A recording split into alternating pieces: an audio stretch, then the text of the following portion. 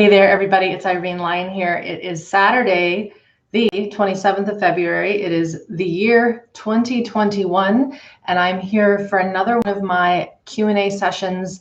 These are obviously live broadcasts. You are probably maybe listening to the replay if you're watching this right now, but we always do a very, quite a few Q&As, live streams like this in prep for the closing of registration for SmartBody SmartMind. And this year, of course, is 2021. And there's always questions people have around this 12-week group online program with myself and my team. So I am here to answer your questions. I've got 2 pages of questions, which I will get into as soon as I make sure we've got some folks here. Tell me maybe where you are in the world. Let me know if you are interested in SBSM. Let me know if you're an alumni. Let me know if you've already signed up for this year. And of course, if you do have a question for me that is specific, I'm going to say that one more time, specific to your suitability for SmartBody SmartMind, how it might help you, your system, your situation. Of course, everything that you need to know about what you get, how it works, when it starts, how the live calls work, how the training calls work, how the live lessons, the labs, the practical, all that information is on our site, SmartBodySmartMind.com. We'll pop it into the chat here. And I'm going to be very blunt. If it is a struggle for you to go to that site and take 5 to 10 minutes to read through it, then this might not be the program for you, because it requires a little bit of self-study, a little bit of self-starting. Of course, I'm going to answer all your questions today, as many as we can in about an hour. But you got to go and look at everything that you get, just like if you were to sign up for a university course or some other form of schooling. You're going to have to look through the admissions papers and just understand what it's about. There is a frequently asked question page on that site. And then we also have a lot of beautiful stories from our alum from all over the world. To date, we've had people from, it's hard to believe, but 90 countries go through this program. We started this, I think it was back in 2015. I'm losing track of the dates. This year, 2021, will be the 10th time that we have run this program. So I'm going to do a very quick housekeeping of when we start, how it works, and then I'll dive into your questions. So hey there, everybody. I'm just going to look at the chat here, make sure my screen is such that I can see the chat and I'm not staring at myself. All right. So hello Anne, hello Nia from Chicago. Hey, Amy man, already signed up, awesome, welcome. Hello from San Diego, hello. Hello from Adelaide, Australia, you're enrolling this year, awesome. Las Vegas, hey there, Aaron. Never been to Vegas, good to meet you. Hello from Texas, hello Irene, same name as me, you've signed up, awesome. Gloria, you're doing the 21-day tune-up now. Perfect. So the 21-day nervous system tune-up, this is my smaller self-study starter course. It was curated from SmartBody SmartMind. And it's kind of what I encourage people to do when we're not in SBSM enrollment. So just a quick sort of FYI, because a lot of times people ask, what is the difference between the 21-day nervous system tune-up, which is my self-study starter course, and SmartBody SmartMind, which is a live session that we're going to start on March 8th. The difference is obviously the intensity and the volume. So 21 days is very different than 12 weeks. And the live session, we're all moving together live as a group, whereas the 21-day nervous system tune-up is self-study. You do go at that 21-day pace, but you still can pace it yourself. And one of the bigger differences is that in the 21 days, it's basics, whereas the 12-week program, and I'm going to get into that today, we get into working with the stress organs. We start working with the kidneys, the adrenals, the gut, the brainstem, all of the diaphragms in the body, the joint spaces, movement in a much deeper level. And of course, there are live training calls, live Zoom calls, Q&A calls, and there is live support through our text-based program. So the comprehensiveness, the robustness of SmartBody SmartMind is just that much more. And it really is the first thing I created back in the day was SmartBody SmartMind. We curated parts of it into the 21-day tune-up so that if you found me, let's say in May or in September or in August of the year, you wouldn't have to wait until now to start this learning with me. So that is how those two programs kind of got created. If you haven't watched the origin story of why and how I created SmartBody SmartMind many years ago, we'll pop in a link. I just posted this just over a week ago, the origin story of SBSM. Maybe watch that after this is finished, because it shows you and tells you why I created this, why I stopped my private practice and created this course that now is all around the world. All right, gonna get back into the chat box here. Hello, hello from Ontario. Hello from Music City. Awesome. Jeanette says, I'm overcommitted right now, but I'm a big fan. Awesome. Yes, we can sometimes be overcommitted and just not be able to be focused on one thing. So I get it. If you're not ready, that's totally fine. Be sure to get into some of the other offerings I have that are a little smaller. All right, so let's see. Basically, the overview of this program is such that we start on the 8th of March. There's an orientation week. Orientation week is for us to essentially get oriented and learn about the tech, learn how the program works, review some of our prerequisite videos, get into some pre-game videos, as we call them, and just get familiar with how this online learning environment works. So if you've never done an online course before, it's a website. So basically, think of a website that is for you to go into. It's like a whole other world. You have a username, a password, and all of the content, all of the lessons, all of the articles, all of the audio neurosensory exercises. That's the practical component of SBSM.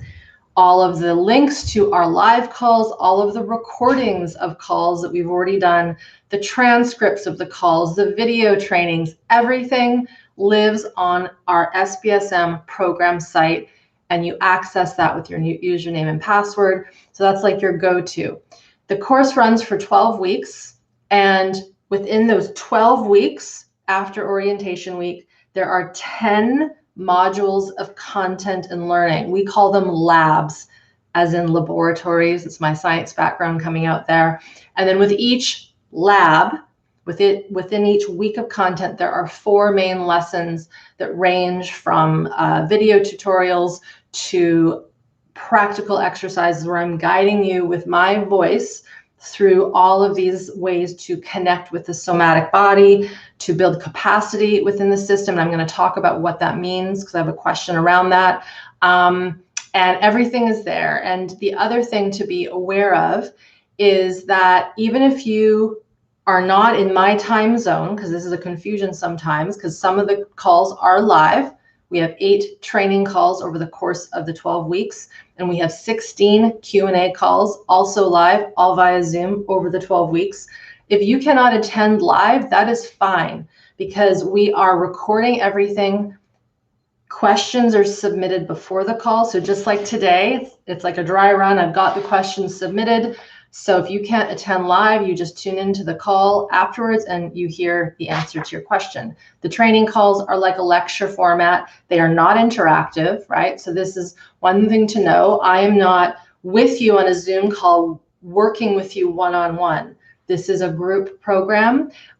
You are all there with me while we learn and we go through the handouts, and it's like being in a lecture auditorium at university. You got person teaching, all of you are learning. There might be some kind of side questions that come into the chat, but it's in relationship to the content we're working with. So it's really like a university course for your nervous system. It is for you to learn how to become your own medicine, how to learn what we call regulation of the nervous system. And it is for people from all walks of life. We have had folks that have come in here from all sorts of age categories, from as young as 20 to as ripe as 80, very, very wise individuals. We've had people come in who are healers and coaches and wellness providers, and they want to just understand this work better for themselves so that they can work better with their clients. We also have folks who come in wanting to work on what we would call mental anxieties, depressions. We have also folks that come in with severe chronic illness, autoimmune conditions, fibromyalgia, chronic pain, people who have been bedridden, have gone through this program in the comfort of their own home. So many different types of folks with all sorts of different types of troubles at the nervous system level. So please know that basically, if you are here listening and you have a nervous system, which I know you do, and you know you want to improve your health and heal at this level, there is something for everyone. The other population of people that benefit so greatly are parents. People who are connected with kiddos, with youngsters, people who have yet to have children.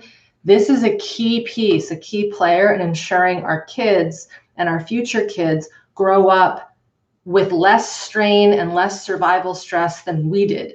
And I can probably guarantee that everyone here listening, all 42 of us plus myself, we have all had some form of early trauma, developmental trauma, shock traumas, situations within our world where we're just not able to be ourselves and we trap our emotions and our stresses in. This stuff carries with us with time. It's what makes us unwell.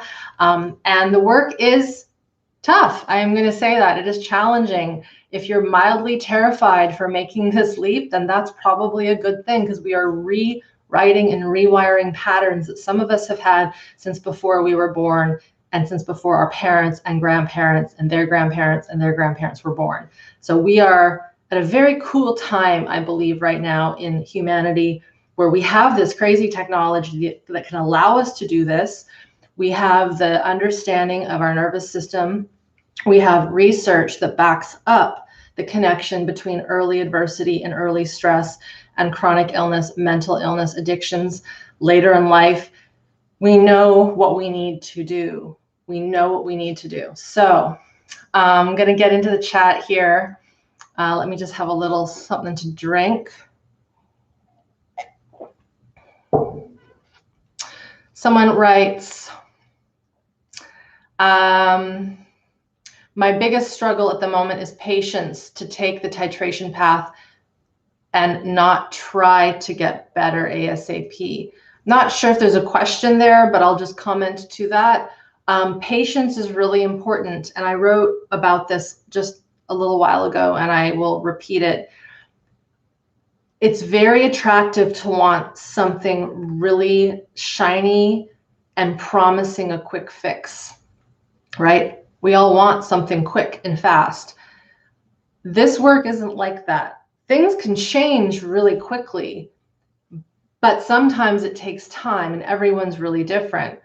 And what I've seen for those that go into this work and have a trouble sticking with it is they don't tend to realize that that desire for something that's quick and fast and really elaborate is sometimes being driven by their old survival patterns, their trapped trauma that's looking for that adrenaline rush of something new.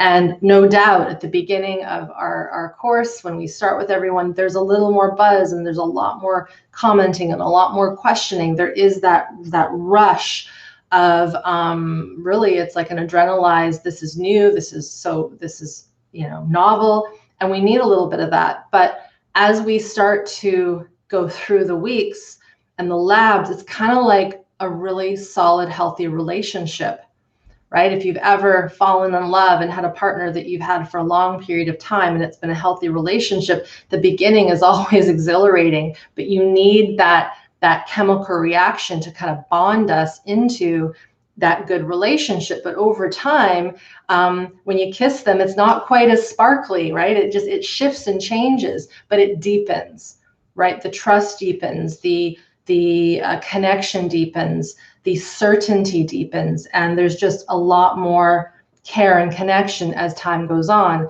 And so titration and being patient and working with this in a very slow, mindful way is important. All right, someone asks, would you recommend for a mother and a 13-year-old son who's on Prozac and suffers phobia and seems to be shut down, but is not aware of early childhood trauma? I'm just going to say 100% yes, Jerusa. And I have a video that I want you to watch. It's from one of our members. Her name is Fiona. We just posted this interview a little while ago. My assistant, Crystal. Hey, Crystal. Everyone say hi to Crystal. She's here popping in the links. She can put that into the chat, but it's Fiona, and she talks about how, while her story isn't going to be identical to you, she says off the bat in our talk, her biggest loss was not parenting her son with a regulated nervous system. And so that grief, that grieving, of course, had to occur, but then she took the work on full, and her son, who I think is actually around that age, is now flourishing because of it. So even though he didn't get solid regulation because she was dysregulated when he was an infant, her work on herself through this program shifted their entire relationship and obviously his future. So yes, in terms of the teenager doing the work, everyone is different. Every teenager is different. So we can't force anyone, you know, especially not a teen, but of course, even an adult, we cannot force someone to learn something. So sometimes, depending on the age and the curiosity of that kiddo or teen, they may be interested in learning some of the things, but you have to let them guide that. There can't be any forced education. They have to want it themselves. Okay. Someone says, I'm not on Facebook, will I miss out? No, this course is not on Facebook. So all the program materials are on our program site. We do have a Facebook group for social sharing and for connecting with your peers. But this year, all of the Q&A that is text-based is in the program site. So you do not have to be on any form of social media to connect with this, to connect with us. All of our live calls are on Zoom. So that's how it works. Julie says, this is coming into my life at a perfect time. Awesome. All right. How does your approach tackle the emotions of somebody with OCD? Is there CBT homework, or is the process completely different? So OCD, and I talked about this in my last call, but just a quick mention, we would put that into the category of folks who have obviously, I don't want to say obviously, but in my line, there's an obvious not knowing that there was some form of chronic stress, traumatic stress, and not solid regulation. And so the system is looking to control. The system is looking to have order because the environment was not in control and was not ordered. Usually there was chaos in the environment. The work that we do, and I'm going to get to this question around capacity, is very different than CBT, which is cognitive behavioral therapy. The homework, the practices are you using your intention, you using your movement, you connecting with the organs through visualization, attention to detail and intention, but also actively connecting with the environment around us, which is super important, because if we had that chaotic environment or we had a threat come at us multiple times or in one big event, we are going to have a disconnection from our environment and our sense of safety is going to be really thrown off. So part of the practical component of SBSM, the experiential components of SBSM, of SmartBody SmartMind, the homework, if you will, is a blend of theory and a blend of these practical audio neurosensory exercises. So one might say that this is completely different from CBT, and you're still having to use your cognitive brain, right? Because we can't get rid of that cognitive brain. We're using it to engage with the materials in the program. All right, Lena asks, I'm a recovering alcoholic, sober for over 2.5 years now, and I'm looking to go deeper into recovery. Is now a good time? I would say if you're asking that question and you're here, then yes, Lena, this is wonderful for those with addictions, those recovering from addictions, because as we again have seen in the research, and Gabor Mate, a prominent medical doctor and author, talks about this in his books, and especially in his book, In the Realm of Hungry Ghosts, which is all on addiction.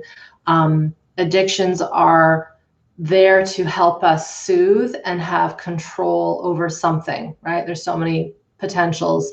And so we are in this work learning to reconnect with the system that got thrown off. And so it's about reconnecting to the self, reconnecting to the somatic senses, and really enlivening them and bringing them back to vitality so that we need less substances, things, behaviors, people to soothe us, right? We go into addictive behavior because we're desperately seeking, it's not just connection, but soothing, it's self-regulation. And so again, SBSM is about restoring regulation via co-regulating with the environment, learning how to self-regulate with our system. So again, you got to feel it in your gut there, Lena, but I would say yes. And we've had people who have come in with various addictions and have really found shifts in how they relate to those substances, those behaviors, those actions, etc. Right, I'm going to have a little bit of tea here, and then I'm going to get into the questions that were submitted.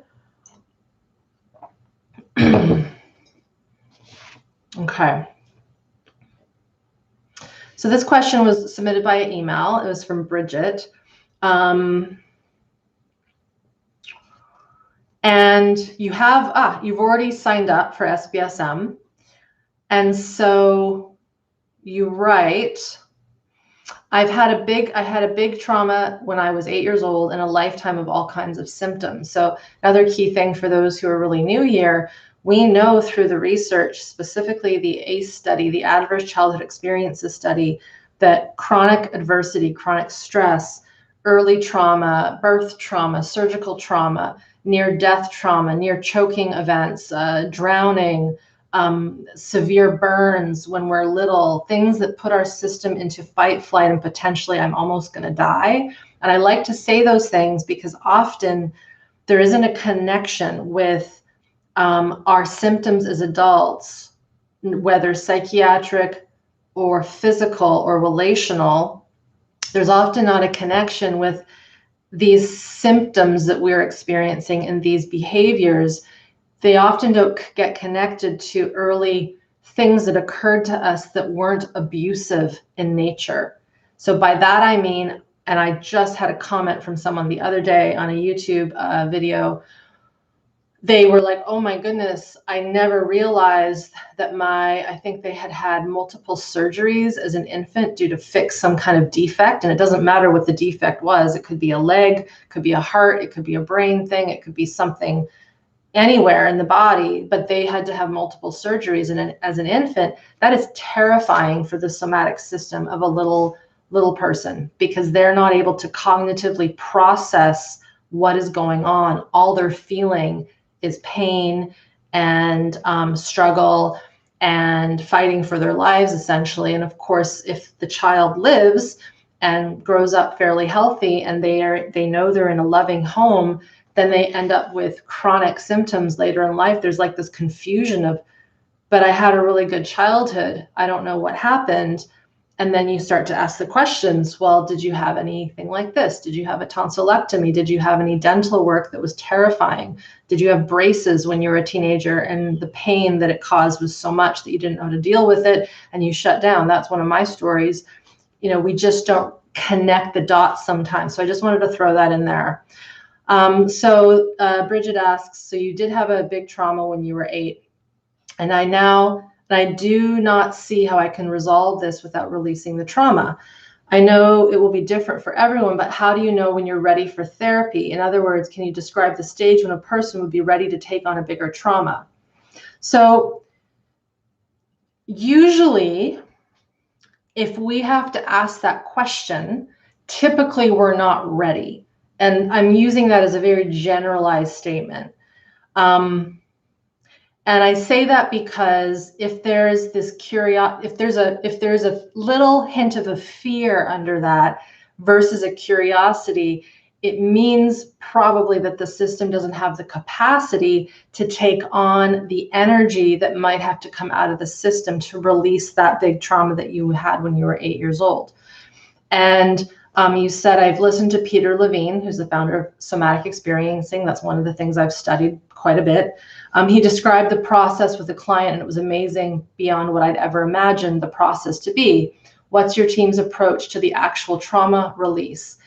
What is Peter's way versus Kathy Kane's way, another one of my mentors? So what's interesting is that you can go to a therapist per se, a somatic practitioner who's trained in these works. And that's what I used to do. And a person will come with, I want to work on this rape or car accident or natural disaster I was stuck in or whatever it is.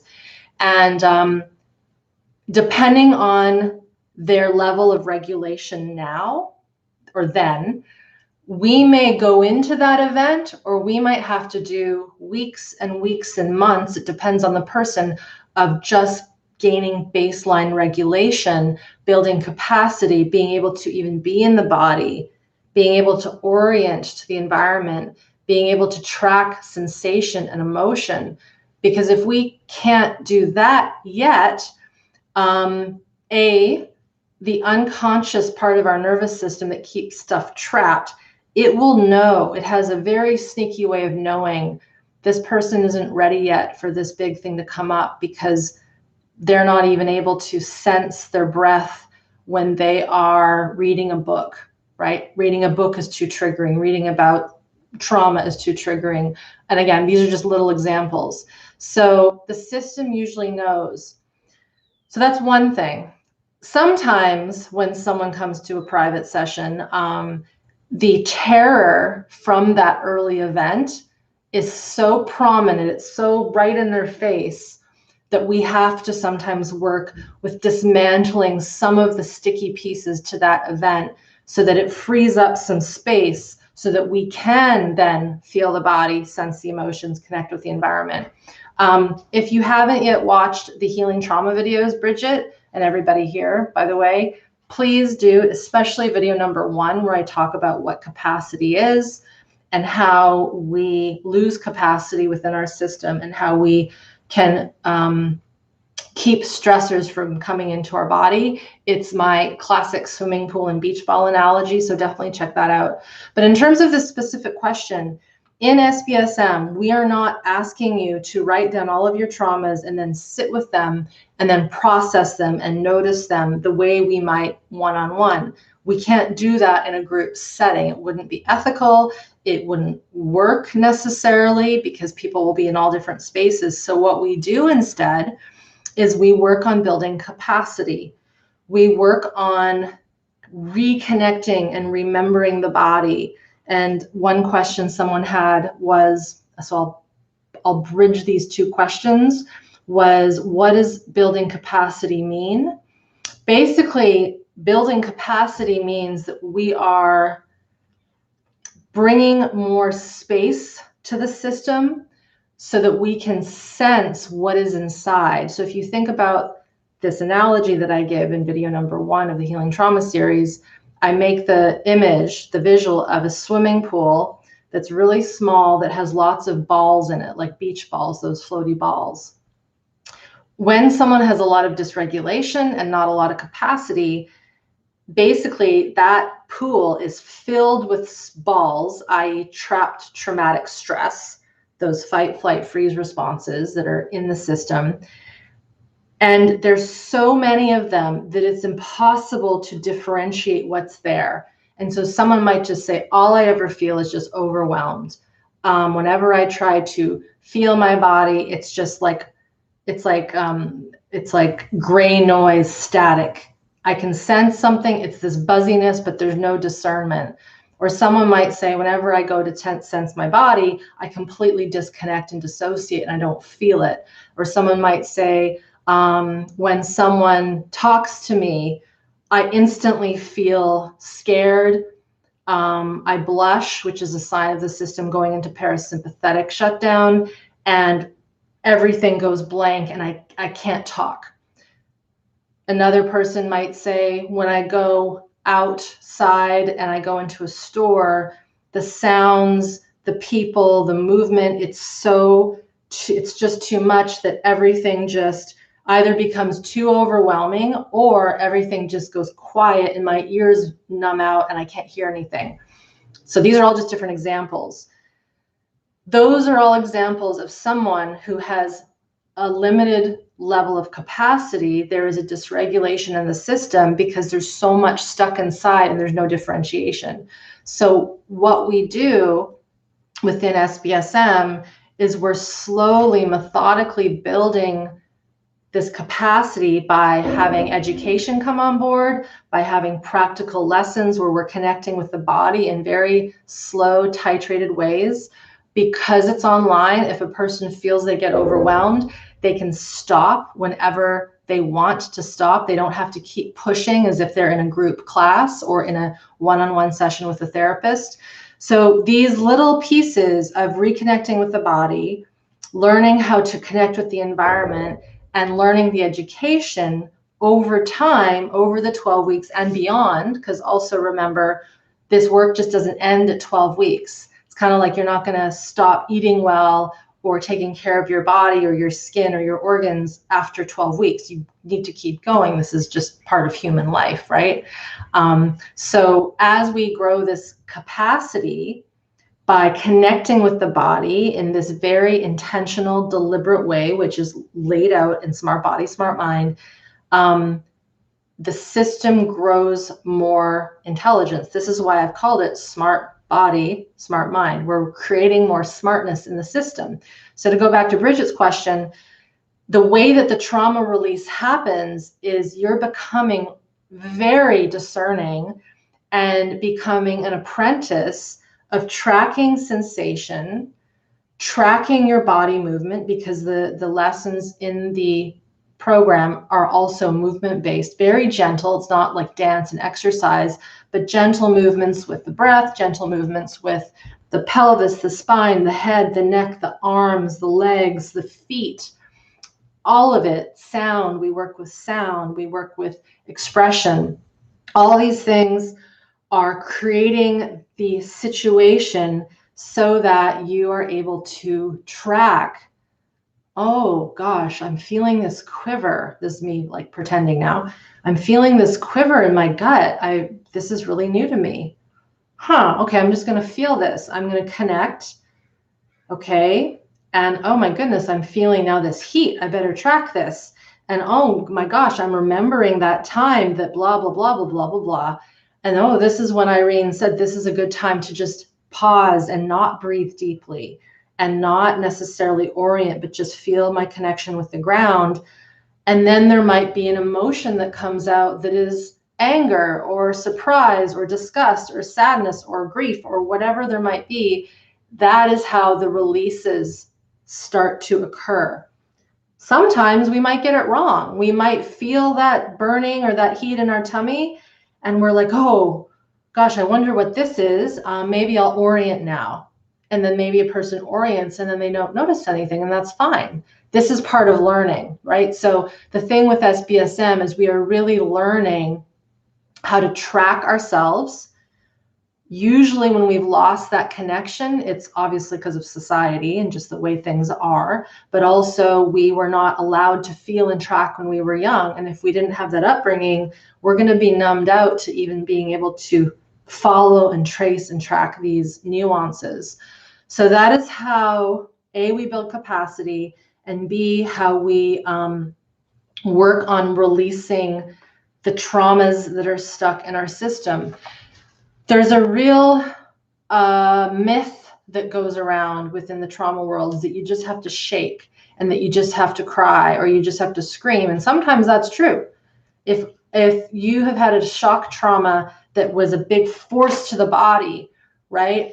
Or something where you weren't allowed to shake when you came out of an event that made you need to shake, and that got stopped due to, say, drugs at the scene, like an ambulance driver is going to give you a sedative because you're starting to shake when really that shaking was important. Sometimes the shaking response is necessary to help a person grow capacity to get rid of those stressors. But sometimes a lot of earlier traumas, a lot of developmental traumas, a lot of traumatic events that are very insidious and very micro, like not being able to speak at the dinner table when we want to, or being sent to our room the moment we show any sign of anger or we defy our parents.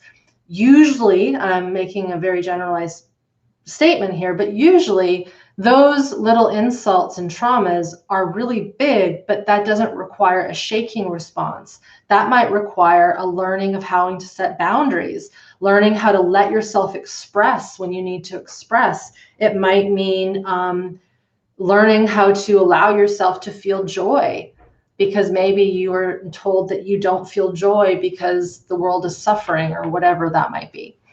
Okay. So hopefully that answers those questions. I'm going to get to the chat here just so I don't lose track of it. Just reading here.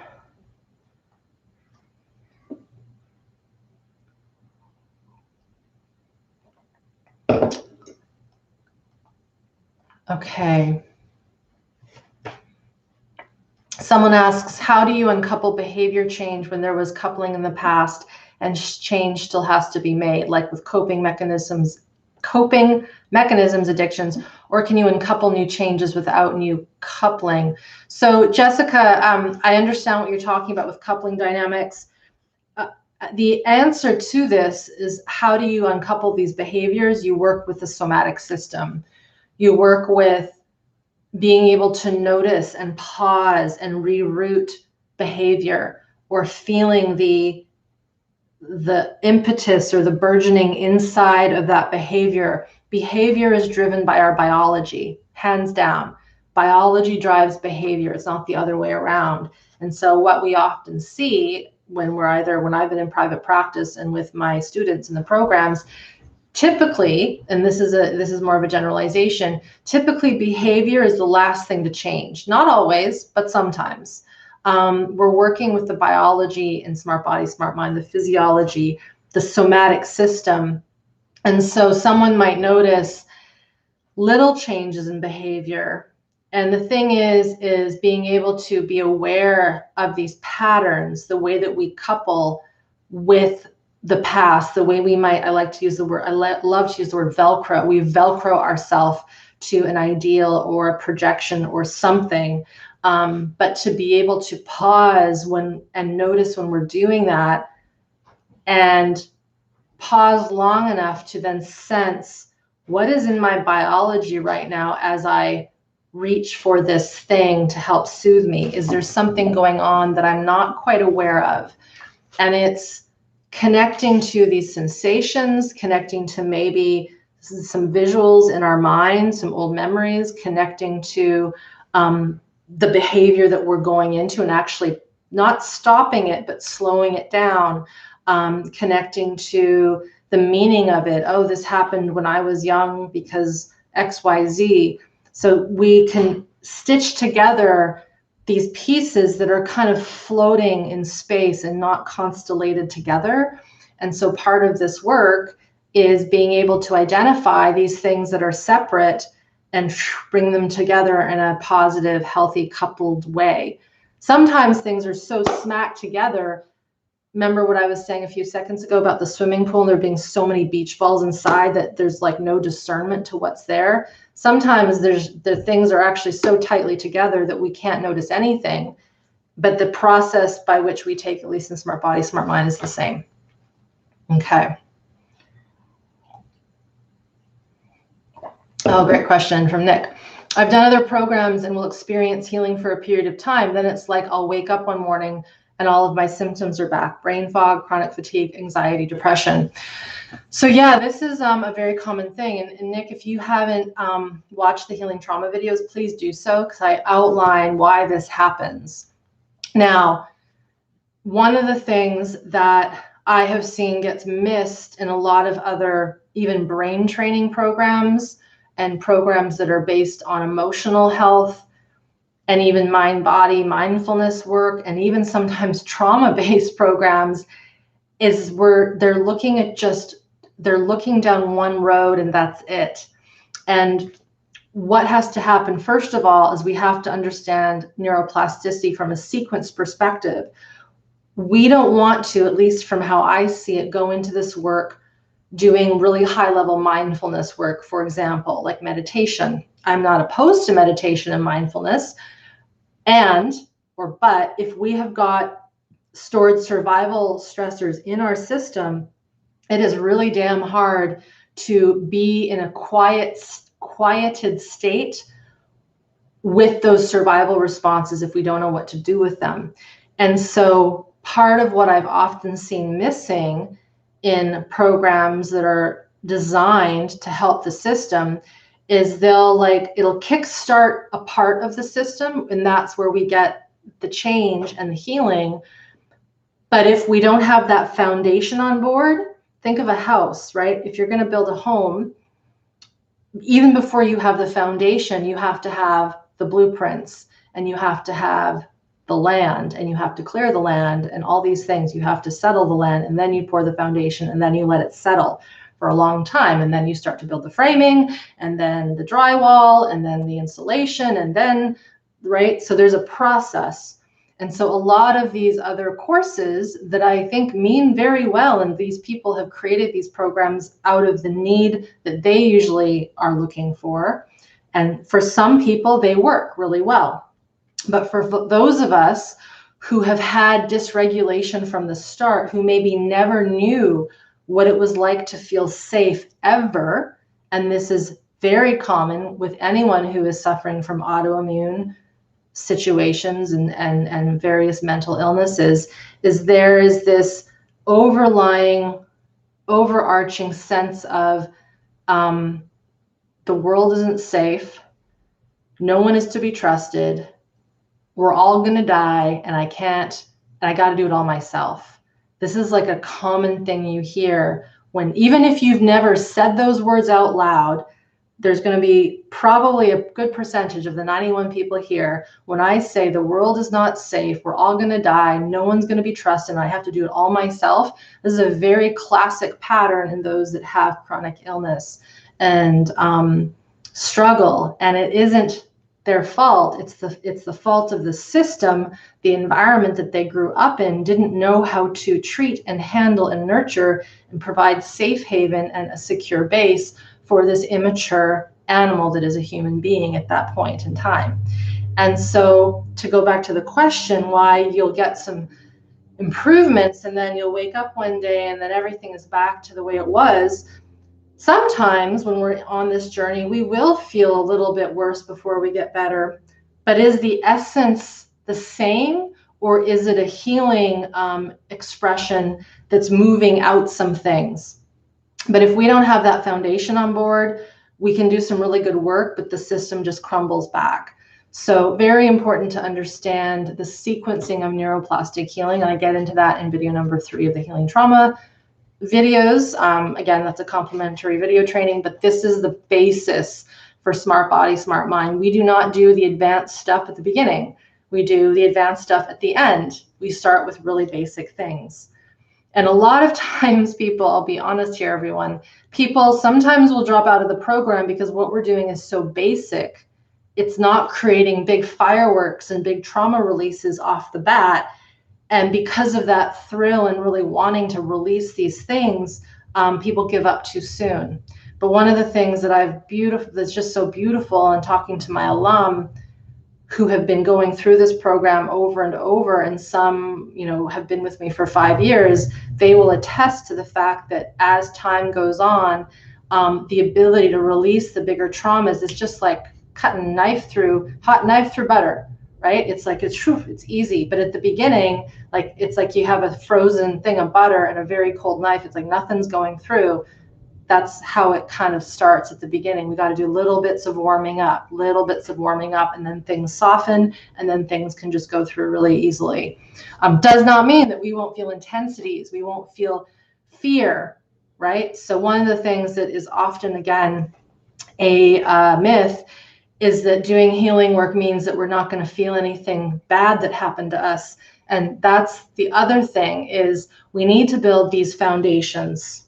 We need to build the foundation, that, you know, proverbial drywall and the framing and the architecture and the blueprints. We have to build that and get the knowledge on board so that when we do have that capacity and we start to sense like we're going to die, because this sometimes often will happen if we've had early trauma, if we haven't done the groundwork, we're going to think that we're doing something wrong. But what's actually happening is we've finally grown enough capacity. We have enough capacity on board that unconscious system is like, oh my goodness, this person has finally got the capacity. We're going to give them the big granddaddy, Mac Daddy of that trauma, which is death feeling, utter terror, utter horror, an image that was so hard to see that we blocked it out of our memory.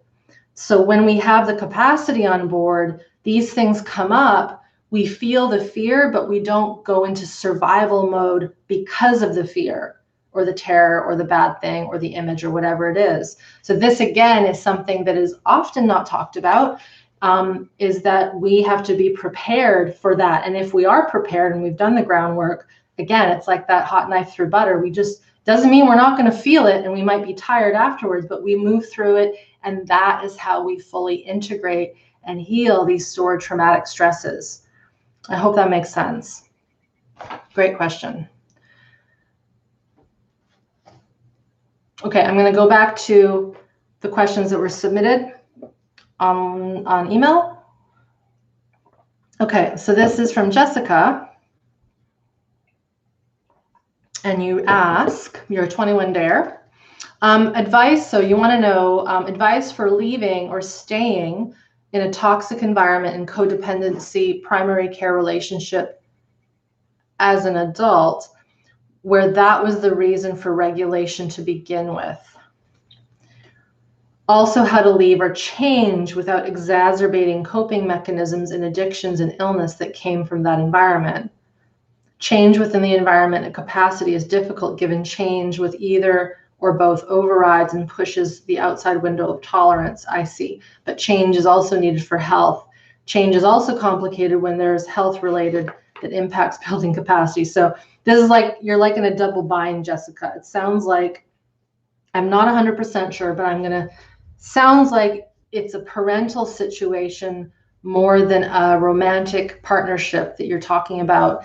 This is very common. So forgive me if I get this wrong, but I'm going to make it more specific. If we are still living with, let's say, a parent or two parents, because we are dependent on them because of our chronic illness, so we cannot make a living and we can't have our own home, et cetera, and we're like that because of the traumas that we amassed due to their dysregulation, that is a very tricky situation. I understand that. And so this is where a very strong desire to heal and be deserving of being extricated and essentially breaking that bond, the desire for that to happen eventually, in my opinion, must be there. The other thing is being comfortable with setting boundaries, which can be tough when you're living in an environment that is maybe small and cramped and you don't have your own space. But if you do have your own space in, say, the form of a bedroom, is to, one, get a lock on the door. As crazy as that sounds, privacy is important, especially if you're an adult. This is my space. This is sacred. This is for me. We can do this work, and I actually did a video on this, Jessica, a little while ago. I'm forgetting the title, Crystal, but it's how to heal when living in a toxic environment. We can still build capacity when we're in that environment, but we have to be aware of how we get triggered, how we might bring in more survival because we're having to defend ourselves, or maybe we're shutting down because we're having to go into, say, the kitchen to make ourselves a sandwich. And if we are more expressive in the way we are, we're going to get harmed. So there needs to be this almost higher brain pact that you have with yourself that is like, I'm going to go, and I know this is just one very hypothetical example, but I'm going to go into the kitchen to make a sandwich. Before I do that, I'm going to make sure that I'm really grounded and connected. And I know that when I go back to my room, I might need to let out some emotion. I might need to move my body. I might need to do something to reconnect to my system so that I'm not eating that sandwich in a state of survival physiology more than I already am, right? And so this thing of that you mentioned, the changing and the leaving without addictions and illnesses coming up, they'll happen. There's gonna be a messy part in this. Like I think about, I'm having an image right now, so I got to share it. Here in British Columbia, there's lots of rivers, and there's a river that I often go river rafting on with my family, and it's called the Thompson River. And the Thompson River, is this beautiful river with lots of obviously clean water, but very clear water. But then it merges with the Fraser River that has more silt and more sand. And when you see it, even from up high, you see the clear water and it looks dirty, right? It's this dirty water, and then they mix, and then they all go down, and it becomes one big thing of water that eventually goes into the ocean.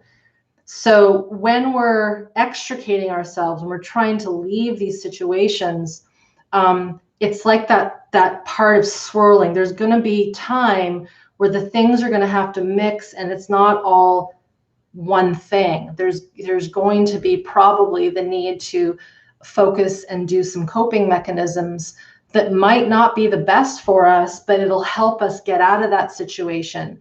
So know that there's no perfection in this often. And I think sometimes putting pressure on ourselves to not maybe go back into some of our needed, maybe they're harmful, but they're mechanisms, they're resources that we know we can use. Hopefully they're not so harmful that they risk our life, right? And of course, you guys, I would assume, understand what I mean by that, severe drug use, that kind of thing. But maybe it's some wine, maybe it is a little bit of that tobacco, or maybe it's watching a little too much Netflix, or maybe it's playing a video game, or maybe it's exercising more than we think we should, but doing it with an awareness and this knowing, I'm doing this now because I am in a new situation and it's not what I know, and I need to resource myself and ground myself. What happens, or when it's tricky, is when we're not aware that we're just doing these things unconsciously. That's when these things are troublesome to shift. So basic overall is work on ourselves, work on boundaries, work on knowing that there isn't going to be this perfect split, and that with growing capacity and severing those ties with time, over time, it gets easier. So I hope that answers that question, Jessica. It's a tricky one, I got to admit, especially in human life. We become dependent because we're not just animals in the wild that are just off fending for ourselves and creating dens wherever we want to. We have a very different way of living. We're very structured, we're very domesticated, and that domestication has served us in many ways, and it's also made it such that we are then dependent on certain things. So I hope that answers that question. Okay. Another question here from email from Suzanne. I have a lifetime serious relationship with deep-seated anxiety to the extent that now I reside in a constant state of inner agitation at a visceral level. So this is very common in our world. This is that survival stress that I talked about in the videos, the healing trauma videos, the fight, flight, freeze. The system is on an alert. It is on overdrive, right? It's looking for danger, or it's trying to get away from danger, even though there might not be danger currently now. It's the memory in the somatic system looking for that safety. So I just wanted to plug that in there.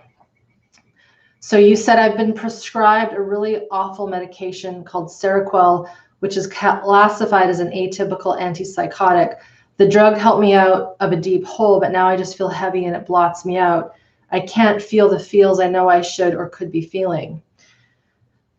So this is also very common. I'm not a psychiatrist, I'm not a psychologist, I'm not a medical doctor, but I know many people and many of our students have been through this path, Suzanne, where they've been on various psychiatric meds and they are really trying to get off of them. And I give them so much credit because it's not easy.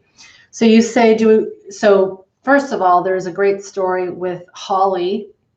Crystal can pop that up. It's on our YouTube channel. It's also on the SmartBody SmartMind site.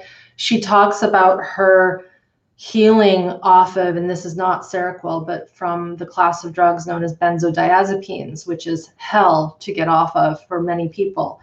And so she did it, and she did it with the help of SBSM, and it's been a long ride, but she is in a good spot. So you asked, do you think I could successfully take SBSM while on a medication like this? I really don't know anything about somatic therapy or somatic experiencing. So what if my emotional responses are being hampered by this medication, which I desperately want to wean myself off of, but that will take time and your course registration ends in a week. So no, this isn't hopeless is your next question. And yes, you're very tired of being shut down. So I will say, again, if you're asking this question and you're interested, then you've probably got an inkling as yes, you want to do this work with me, which is wonderful, and my team. And you have to be smart and intelligent with the weaning off of any medication. Doesn't matter what it is. And so I would say you have to be connected with a good health team, whether that is a pharmacist or your medical doctor. And to answer the question, will the medication hamper what you feel? Very possibly. We've seen this. I know this is very true with folks who abuse marijuana, for example, very numbed out to what they feel and what they sense. And it's hard to kind of get in because the system is just not able to sense what is there due to that numbed out quality. So what I say is it's all about titration. It's all about restoring regulation. So if you think about it, it's like there's two things going at once. One is you're working to wean off this med, and then the other is doing this work. And hopefully as you do the work, you gain capacity and you start to be aware of things, which grows your regulation, which then makes it easier for the weaning of that medication. And then slowly with time, one is done and you keep and continue with the growing of your capacity. The thing is that constant state of anxiety at that visceral level, that was probably around from a very young age, right? And so to go back to the premise of this work, we're learning how to regulate and grow capacity so that the system is able to get back to its natural flow, to its natural balance, if you will. So yes. So I would say if this feels right, 100%. Also know that, and this is an important part of the course, when the program is done in June, you still have access to all of the materials. So it doesn't end. You continue to practice, you continue to learn, you continue to work through the labs and the lessons, you continue to listen to the Q&A calls, the training calls. Very few people actually get through the full 12 weeks the first time they do it. I'll be really honest there. It is intense for a reason, but in a good way. It is comprehensive for a reason. So what you get in the 12 weeks is something that can keep you busy for years. And I'm not over exaggerating that. So know that you will be able to gain capacity, and it has to be done in a titrated way, respecting the chemical situation that you're living with right now. I'm all for, as much as possible, people naturally getting to a point where their systems are naturally working and they're not being influeed by pharmaceuticals. Of course, sometimes if you're diabetic, type 1, please take your insulin, right? But we also have had people who have gotten more positive diabetic markers going through this. We have had people come off of thyroid medications. And one of my clients, this was ages ago, she was on, I don't know if it was Seroquel, but she was on an antipsychotic when we started working, and an antidepressant and an anti-seizure med, and she ended up getting off of the antipsychotics and the anti-seizures after we worked together for a few years. So it's 100% possible. All right, next question from Lisa. You say, I'm fairly high functioning at work. However, for as long as I can remember, I had a very difficult time thinking and problem solving on the fly. For example, I often need to sit down in advance of meetings and try to predict the various directions the meeting can go, and then come up with a brief plan as how to best manage each scenario. I feel like this approach is super inefficient. Yes, it is. You are correct. And very energy zapping, but I can't seem to figure out a way to process all of the information coming at me in real time. Would SBSM potentially help address this issue, or perhaps help me better understand it? 100% Lisa. So here's a scenario that maybe no one has ever told you.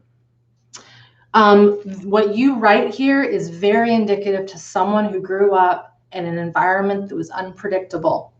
And so I'll paint the picture, because this was actually something that my husband grew up in. And while he didn't have this specific symptom of problem solving, he did have a hypervigilance and an exhaustion being in social situations. And this is why. So if you have a mom and a dad, or maybe parents are divorced, and you have to be a certain way when you're with dad, and you have to be a certain way when you're with mom, and then you have to change how you are when you're with your big brother versus your little sister, and then grandma comes over and she's just totally different, and you have to change who you are for her, or grandpa, or whatever.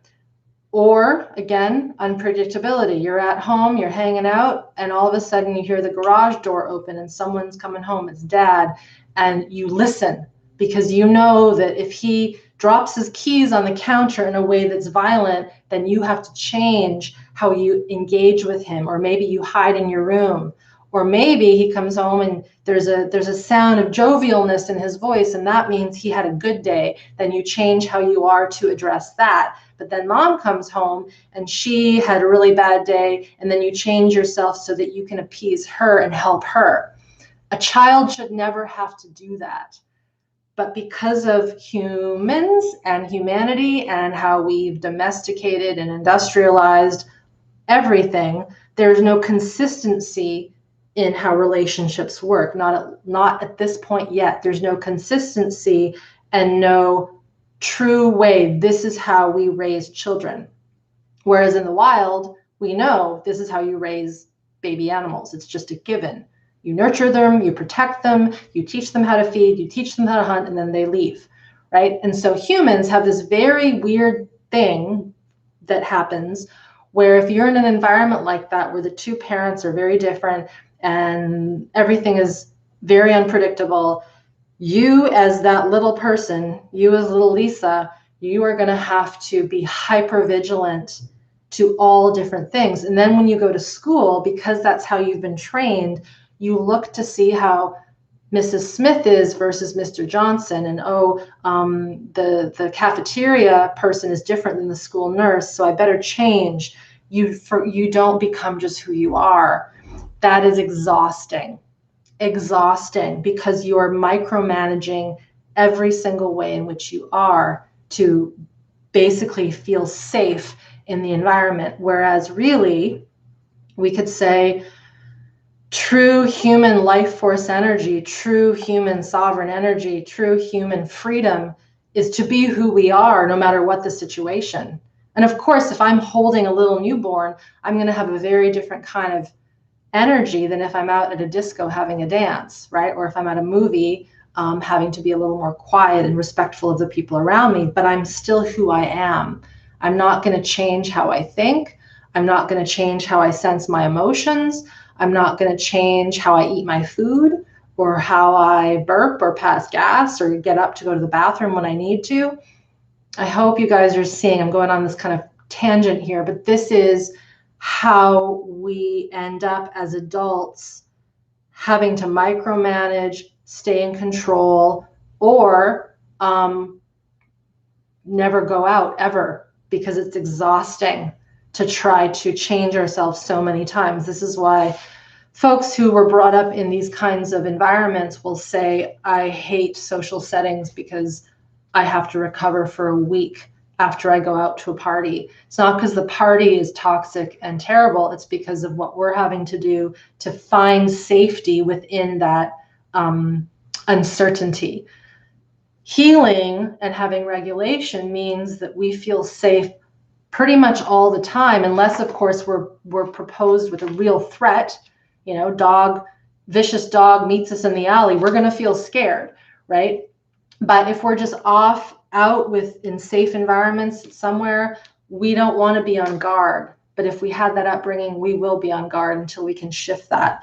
So 100%, this will help address the issue, because we're learning how to build cellular safety at this somatic, autonomic nervous system, gut, brain, environment, relational level. It's all happening within SBSM. I know that seems like a real large promise, but that is what this program does when we do the work, when we show up, and we do it consistently over time. So I hope that addresses that question, Lisa. That's all of my questions so far there. And I have no doubt, let me know in the comments, this is a really common thing that often people don't know about or think about. But I have no doubt that out of the 98 people here, someone here will be like, yep, that's how I was brought up, and didn't realize that. All right, someone writes,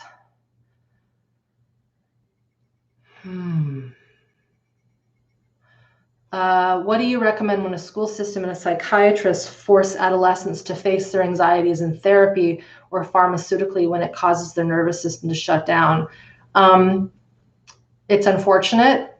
And I would say that therapy is not bad. Therapy is not a bad thing. If a kid doesn't want to be in therapy, then that is a bad thing, because then they will shut down. In terms of the pharmaceuticals, I mean, that's where the parent has to have a say.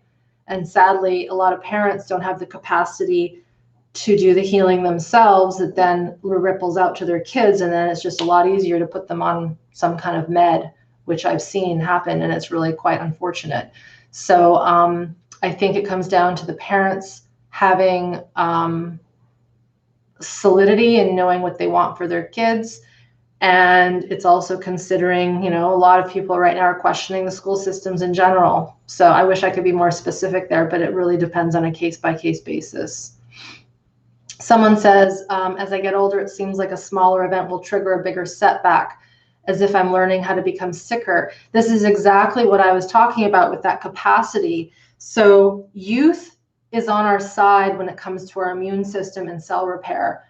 We are healthier in a way when we're younger, just because we're younger and things heal a lot faster. However, as we get older, and I say that with air quotes, and if we do not work at taking out the survival stressors, so that capacity I was talking about, if all those balls in the swimming pool never come out and we keep adding more and more, and we're not aware that we're adding more and more, this is what creates chronic illness. This is what creates our cancers and our heart diseases and our all of the things that we have really connected to these early stressors they just don't heal with time. So yes, we will struggle and suffer the more and more we live through time and we don't work on these things. It's just kind of the way it works. And it's unfortunate, but I think slowly we're starting to realize that this is exactly what we need to work on, is these survival stressors. Okay, let's see here.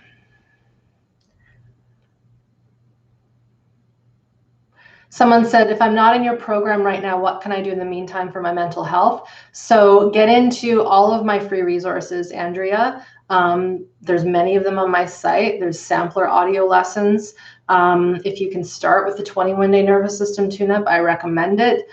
We also have drop-in classes that are once a month. You can purchase old ones. They're $19 a piece.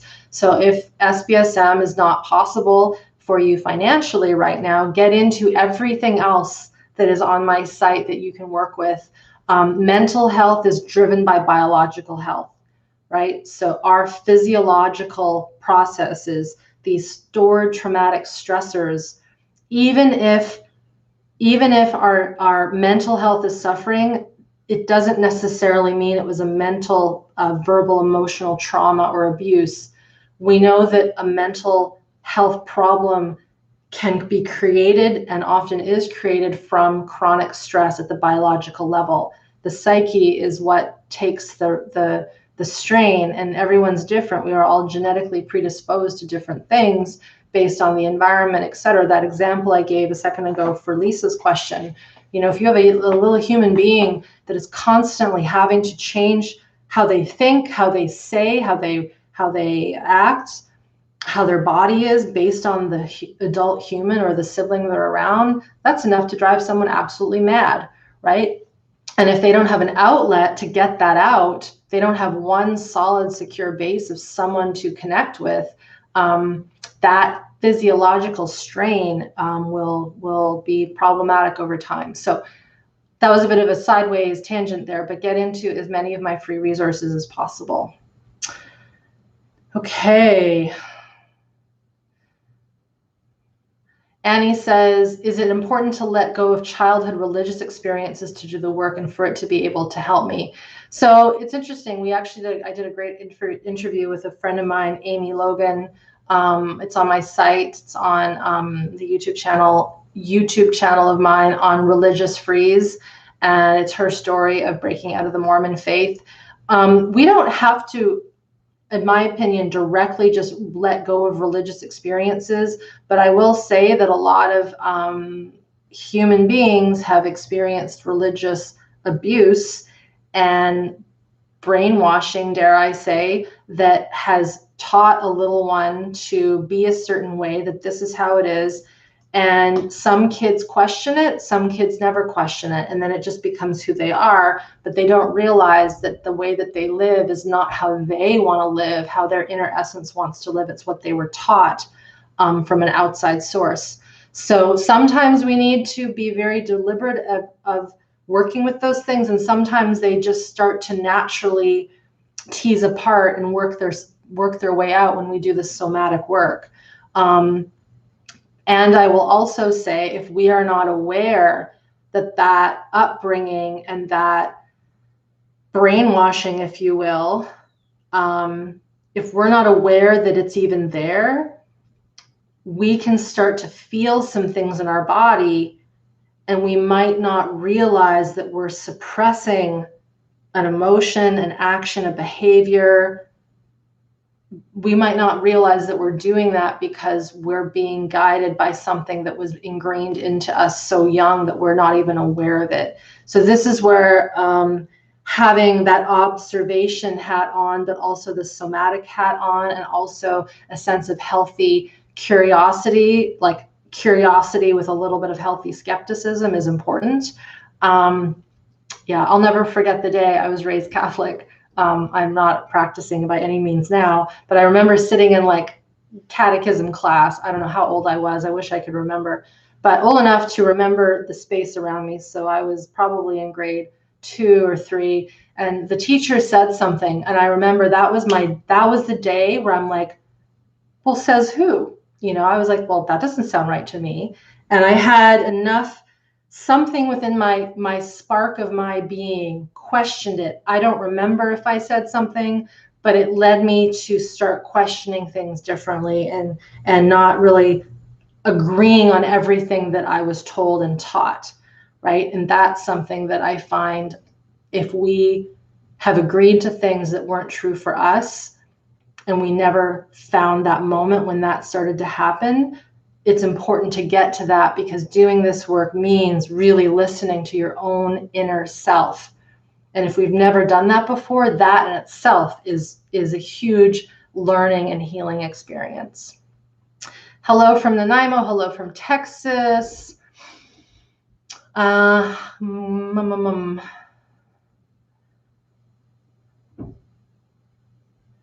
Yes, someone says, even as a full-grown adult, when stressful situations come, I revert back to 5-year-old and see the world from that point of view. Is this some kind of trauma response?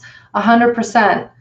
This is that example of the 5-year-old who was never properly allowed to feel and experience based on their inner essence and inner experience, and maybe was, in some way put down, depressed, suppressed. And so if we had a stressful event happen when we were 5, pick your stressful event, your traumatic event, and we were never able to process that, or the processing was hampered because of our parents not knowing how to deal with that stressful situation, we will get locked in that traumatic event. And it doesn't mean that we can't function and be functioning people of society, right?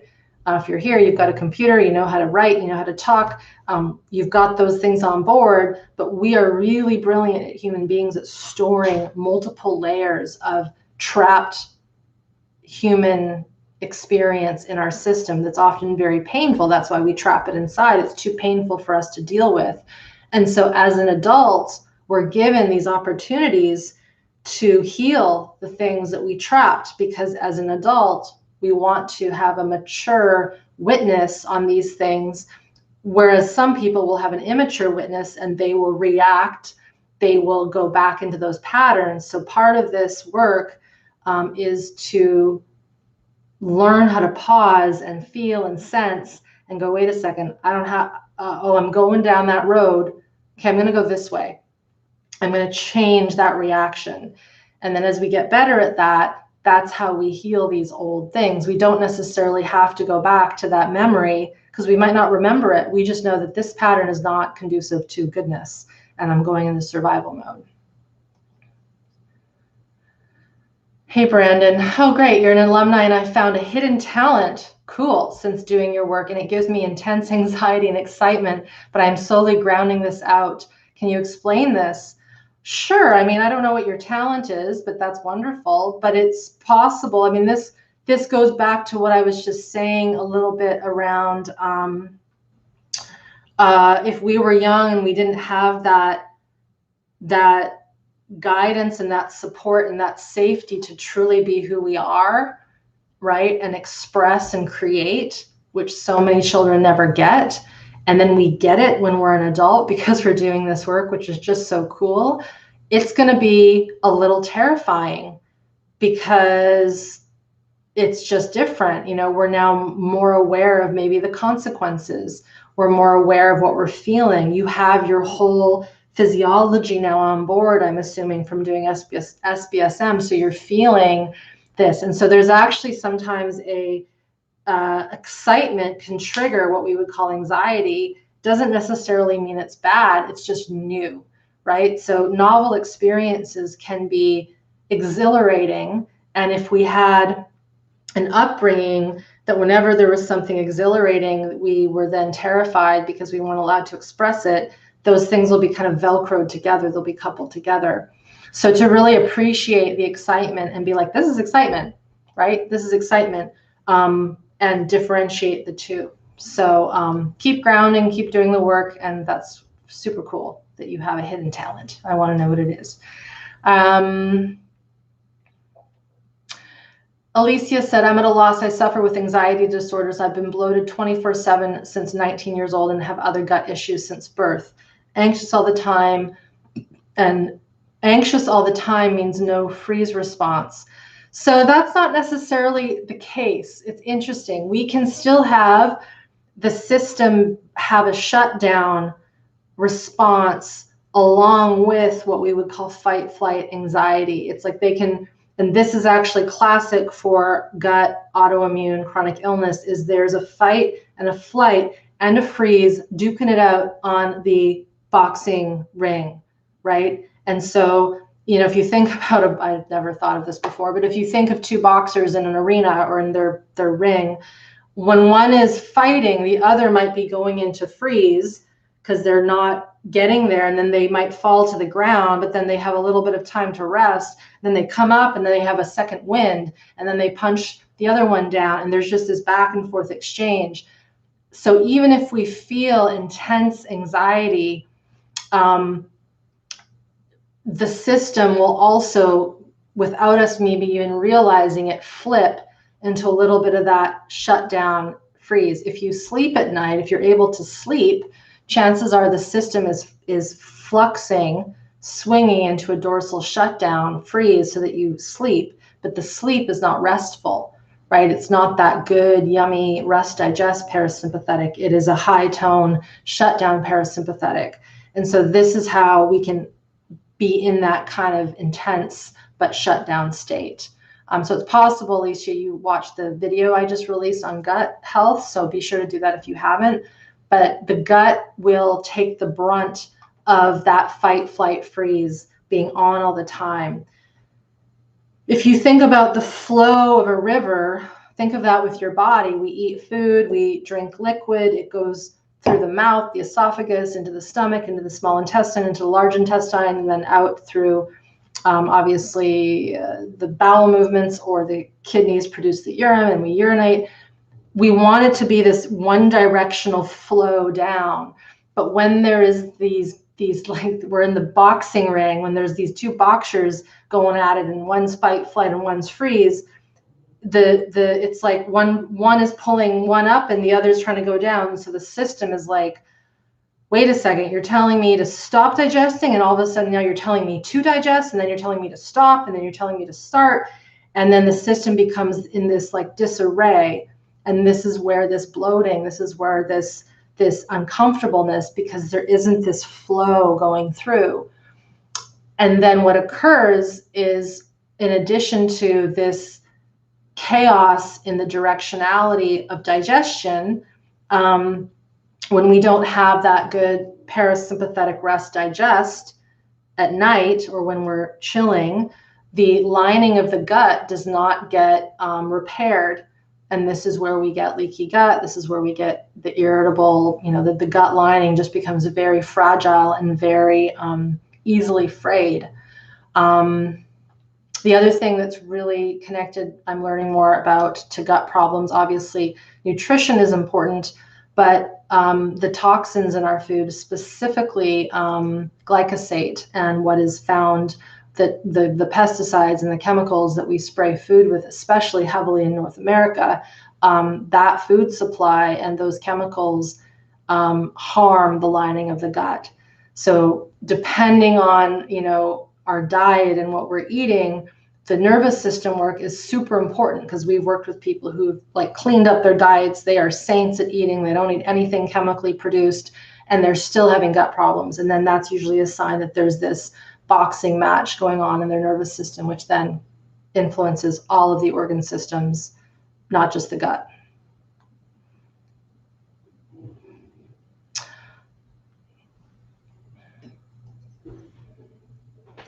All right. Someone writes, you're welcome.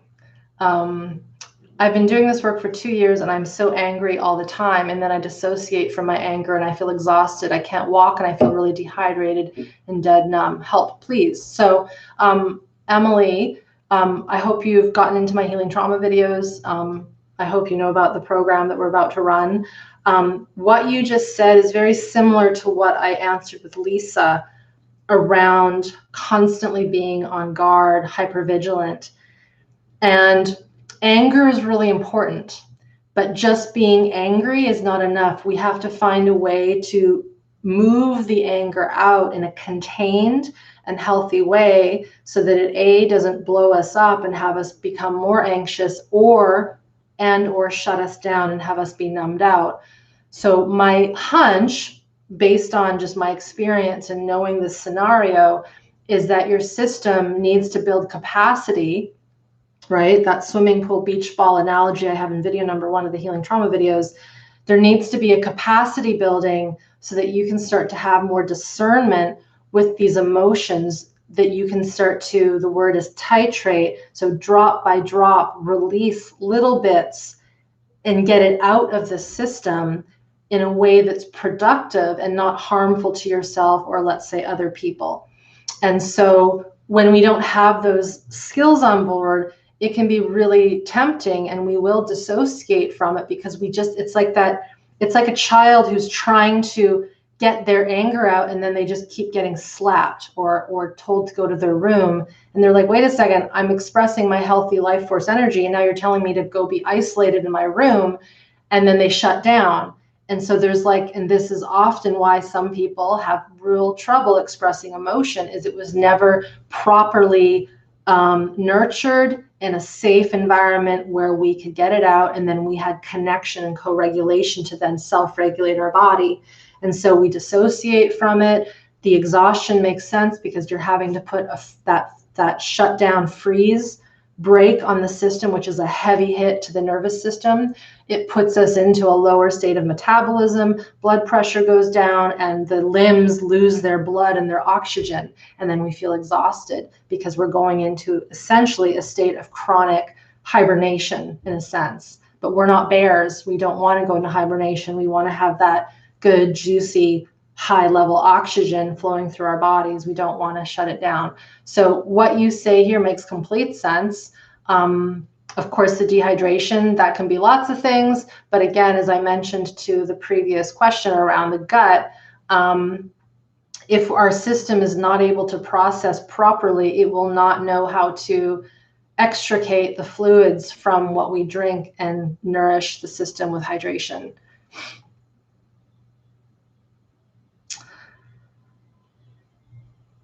Okay. I'm going to slowly wrap this up just because we're at about 90 minutes now.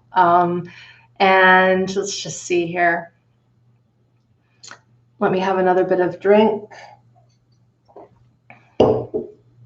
Someone asks how to process the extreme strong survival energy when a person has continuously been suicidal, how to manage that energy that comes up from the past and present traumas when it seems overwhelming. So Danielle, the word suicide often puts alarm bells out there, but I like to speak frankly about it, frankly, because that is the system feeling as though there's no way out, right? That's the system going into such a deep shutdown that the thought of not having life actually feels a bit better. And it makes sense when there's been so much overwhelming trauma and the human system doesn't know how to manage these intense swings. It's just chaos. And so, of course, I advocate help in ways that support, but I also know sometimes the help doesn't work at this level of the nervous system. So everything I've been saying relates to this small titrated work, going slow, re-engaging with the body, re-engaging with the world in a way that is of exploratory orienting, reconnecting to ourselves and the environment in a way that isn't intense, right? So the slow, titrated, methodical growing of foundations. That energy makes sense that it's overwhelming. I've been speaking to this a lot in this call today, is when we have had something so extreme or multiple situations where there's lots of extreme happening, and we have not been taught by our primary caregivers how to self-regulate through their safe, secure co-regulation, we will live in a situation that feels absolutely chaotic, and then we'll shut it down. And so the overwhelm is to be expected. And how can we work with that overwhelm in a way that we anticipate it, we appreciate it, and we know it's there because of the bad stuff that happened to us when we were, let's say, young. And then to acknowledge that stuff, not to be victim to it, but to identify this happened. Now I'm here and I want to build my capacity as a mature adult to work through this. Is it easy? No. Can it work? Yes. Does it take time? Yes. So again, it's that I said this at the top of the call, so I'll remind everybody one more time. We need to want this. We need to feel that we deserve it.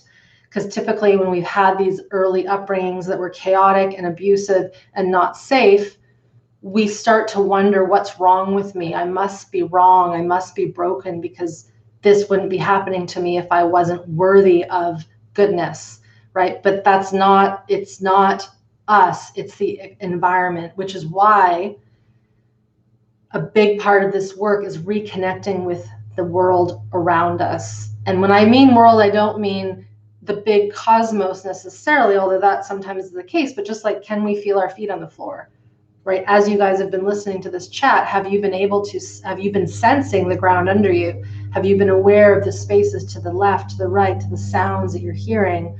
Or has there been just a tunnel vision on my words? And that's fine if that's the case, but that's part of what we're going to learn in SBSM, is to bring back richness and goodness of the environment. Because when we've had abuse and this kind of adversity growing up, the environment becomes a dangerous place. And if we don't know how to be within our internal physiology, that's a dangerous place. And it's like, well, if the environment is dangerous and my internal is dangerous, then what's the point, right? There's no way out. And so we have to slowly start to fill in goodness in a way that isn't expecting it to happen in like a flash of a lightning strike. So being very pragmatic and very practical to this experience is very important.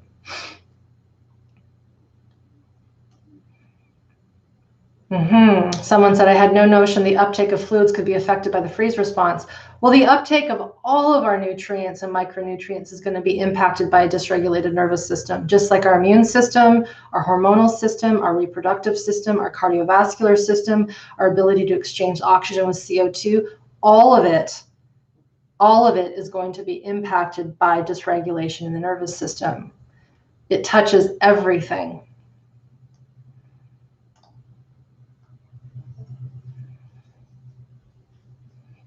All right, everyone. I am losing my voice. I know there's a few more things in here, but what I will recommend this.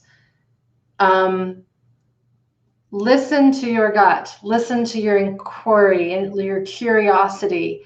Yes, it's okay to do EFT along with SBSM. 100%. You might find that you won't need it as much, though, when you start to do SBSM. If you want to work with someone in person, Google, look for a practitioner. I did a video a little while ago, how to find a good somatic practitioner. Google it, look it up. That is one way to learn how to find someone. I do not know all the practitioners in the world.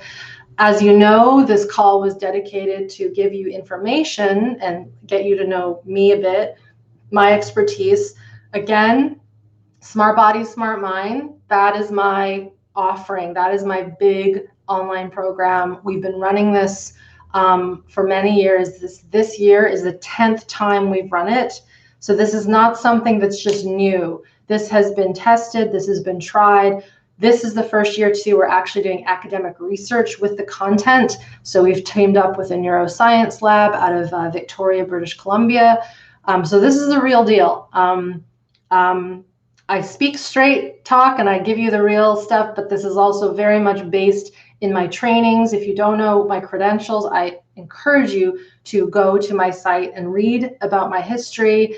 I have 2 science degrees. I have 3 trainings within the somatic training arts. I continually mentor my team. Obviously, I am constantly teaching and improving my craft. The course runs live. I am in that course teaching for the 12 weeks. There is support from my team. You get to ask questions for the full 12 weeks plus another 4 weeks into July.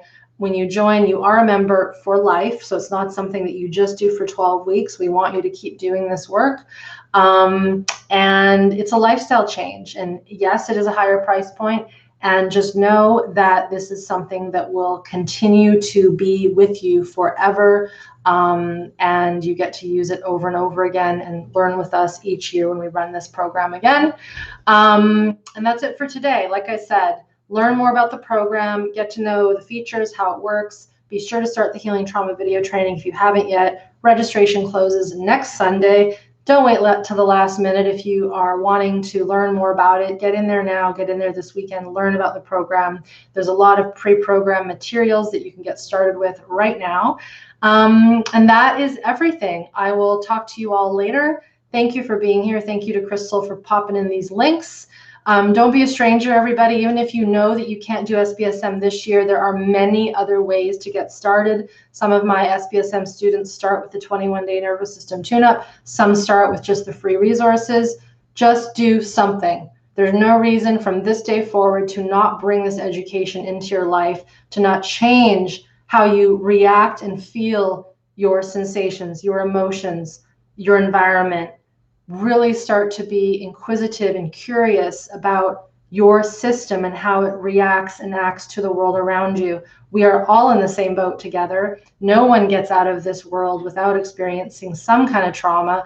We all have it trapped in our systems in some way, shape, or form. So just know we're all in the same boat. The work is really important. And if you want to work with me and my posse, I hope you do this year. Again, we close registration 1 week from tomorrow. All right. Bye for now, everybody. Have a good rest of your day or night or morning.